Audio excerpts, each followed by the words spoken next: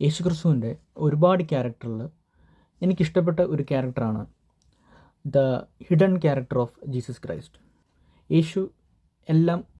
യേശുവിനെ തന്നെ എല്ലാം വെളിപ്പെടുത്താതെ ഒരു ഹൈഡ് ചെയ്ത് വെക്കുന്ന ഒരു ക്യാരക്ടർ. അതായത് യേശു ഒരു അത്ഭുതം ചെയ്തു കഴിഞ്ഞാൽ യേശു പറയുമായിരുന്നു, ഇത് ആരോടും പറയരുത് എന്ന്.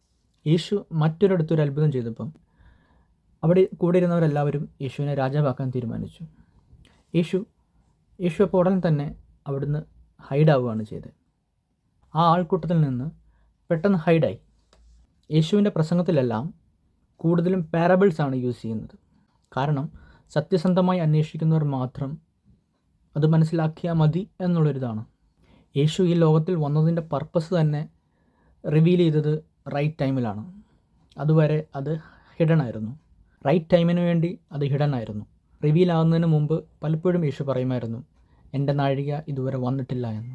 യേശുവിൻ്റെ പരസ്യ ശുശ്രൂഷ തുടങ്ങുന്നതിന് മുമ്പും ഏകദേശം 18 വർഷക്കാലം യേശു ഹിഡൻ ആയിരുന്നു.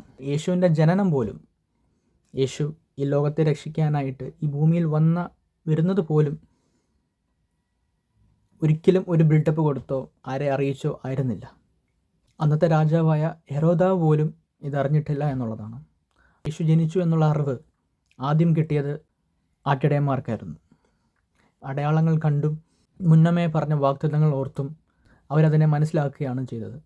യേശു അന്വേഷിക്കുന്നവർക്കും കണ്ടെത്തുന്നവർക്കും ആ സീക്കിംഗ് ഹാർട്ടുള്ളവർക്കും റിവീൽ ചെയ്യുന്ന ഒരു ദൈവമായിരുന്നു. എന്നെ അന്വേഷിക്കുന്നവർ എന്നെ കണ്ടെത്തും എന്നായിരുന്നു.